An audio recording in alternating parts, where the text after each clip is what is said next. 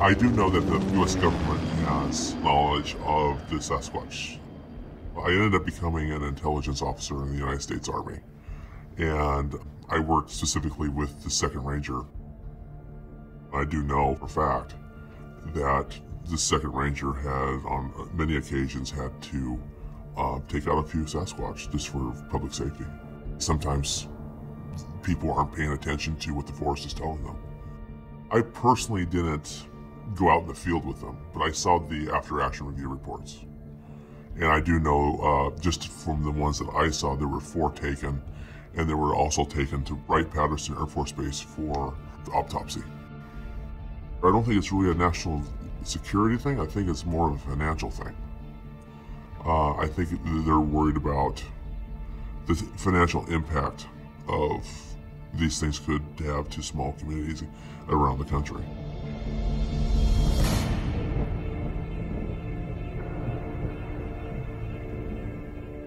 It was the most amazing thing I've ever seen in my life and most frightening thing I've ever experienced in my life, all in one bundle. I can't seem to keep my eyes out of the trees when I'm here, you know. I just want to see it again so bad I can't handle it. Trying to tell the story and put it in perspective for someone to understand is really hard to do. It's just something that I wish everyone that wanted to see Bigfoot or was curious could see it for themselves. That's why I think opening up our story that we've had would be able to express that, you know, what people may think that's not something that's real might be able to be like, okay, I can actually ease my mind a little bit and be like, that what I saw was real. The way it pulled its little one, its young behind it with its arm, in a protective fashion was just, it was crazy. My first thing I thought was like, this thing's protecting something, and it's not, it's just, it was, I mean, I can't even put it in words. It was so unreal. There's nothing out there that I have experienced out in the wilderness that can move and have the parental effects that they, you know, had towards its own. Protecting its young like a human, like I would, like pull my daughter behind me in a bad situation, you know. It was like a dark cinnamon. Yeah, it was definitely, it was not black. It was No. not what I've heard people, it was not what you hear every day from people. Like, this thing was cinnamon colored. It had every feature that like you would see like if you went to a zoo and saw a gorilla. The arm length was basically double of what our arm length was. Yeah, it was to its knees. Below Easily, its knees almost. easily. Once they seen us, and once we kind of locked eyes for that, what seemed to be an eternity, they moved off the logs and they kind of hid along the tree line there. You could see through the trees. You could see that thing moving, but once it got behind the trees, there was nothing. It was like it just disappeared in thin air. It almost was in the feeling that they wanted us to see it. Yeah. Like, I think that if we did have the equipment, the cameras, anything like that, we wouldn't have seen it. Not at all. I think if we would have had our cameras rolling, we wouldn't have seen it. They would have never allowed us to. Chad and Austin were going to come out here and film a survival YouTube video, and it was going to be like a 24-hour overnight thing, and they didn't want me to come pick them up. They wanted to do it all on their own.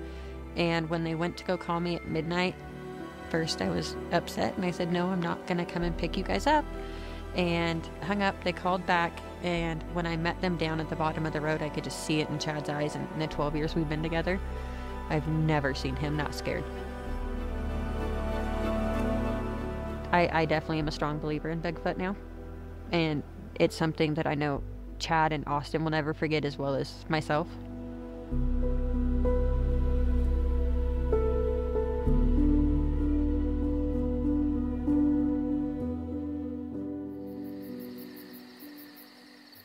There are many aspects to what you would consider, quote, a Sasquatch experience. One of them is unbelievable fear. When you talk to somebody who's had an experience, most often they're going to tell you they have this fear that is just, they can't even describe it.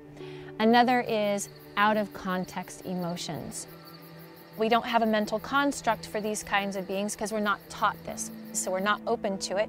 We're only told what exists and what does not exist. So our belief system is such a way that if something comes in to our context and leaves, then we don't have a mental construct for it.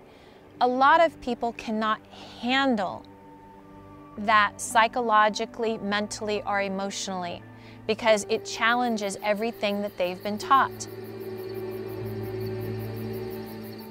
Making eye contact with something that doesn't exist, you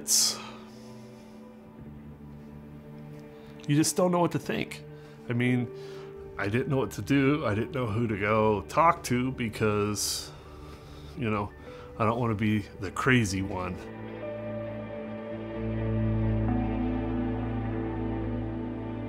I talk to grown men who will stand there and cry over what they've seen.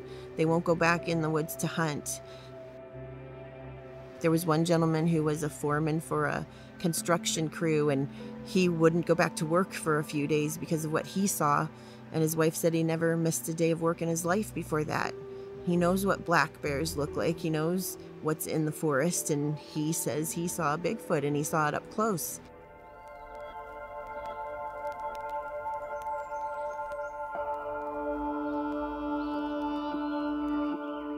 I start to feel like betrayal, I guess I would say, because I start to think about the fact that I'm a trained professional, a trained observer.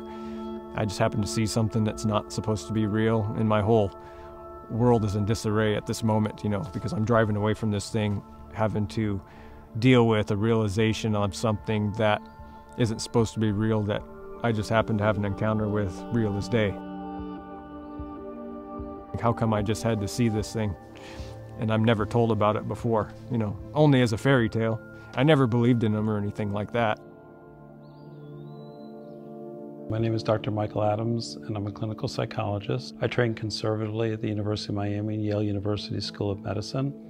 I served in the Army Reserve as in the Medical Corps, and finally, primarily my private practice, and to this date, probably over 90,000 direct clinical patient hours. We all have psychological defenses. They allow us to go through the world and navigate our experiences, right? So everybody has them. Anybody who has normal interactions in the world has to have psychological defenses. They're neither good or bad, they just are. So when we talk about rationalization, that's where we take an event that's happened in our life and we just rationalize it. For example, we see something strange out in the woods and we go, no, it can't be that. It must be this. And they discard their original impression and rationalize it. And I couldn't have seen what I just saw, right? So there's rationalization, and then there's suppression and repression. Suppression is a conscious act where I just saw something, I experienced something, but it's disturbing to me. So I am not going to talk to other people about it, and I'm not going to even maybe admit it much to myself. I don't want to relive what I just experienced. Repression, on the other hand, is an unconscious process where we push it so deeply down where we're not aware of it. We don't even think about it. So you may have a subset of people out there who've experienced Bigfoot, Sasquatch, if you will, who really don't remember the experience in some cases, or remember it and push it down. So there could be a subset of people out there, again, who have seen this, but you would never know about it because their defenses kicked in and protected them. If someone's seen Bigfoot and they want to recall more information, absolutely, hypnosis gives us that tool. A lot of things happen when we have a traumatic experience or we have an emotional experience. Our mind is recording all of this stuff, and it happens rapidly. So if we can slow it down using hypnosis, we can say, okay, what happened? Freeze frame it, zoom in. We can do all those things. The unconscious mind can really do all those things. So yes, we can get a lot more details. And if it's traumatic or emotional, there's a bunch of information. We have different minds that have different functions. There's the conscious mind. It's what we call volatile. It's the one that says, oh, I've got an appointment, I need to be there. Or is this something I should be watching or doing? It's that questioning part of us. It's also the part that says, let's go have fun. 95% of your perceptions and your behaviors are controlled by your unconscious mind. So everything that's going on, every moment of the day, your unconscious mind is recording. And it is literally filing it. When we go to sleep, the stuff that has value gets shuffled to long-term memory. If it had an emotional component to it or a traumatic component to it, it gets shuffled deliberately into long-term because we need to know that it has value. If that experience was traumatic, created fear, we need to know about it so that if it happens again, we're prepared. Oh, there it goes. So if we see an event that is possibly even traumatic, but we see a profound event, what we're likely to do is take a still frame and a moving shot of that experience, and we're going to archive that in our brains. And it gets seared in the sense that it is permanent. It's a permanent image because it's so profound for us and it's so out of the box for us. So we put it in our minds, we park it there, and we will keep that seared, if you will, in our memories for the rest of our lives.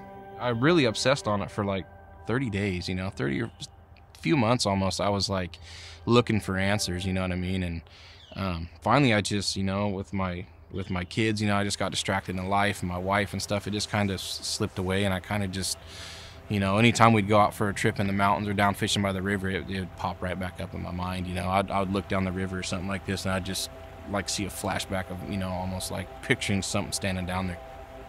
It could really put somebody in a bad state of mind if they were to experience what I experienced.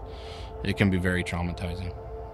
Like Chad said, me and him talk to each other when we get into those moments, like it. Yeah, 11, 12 o'clock at night.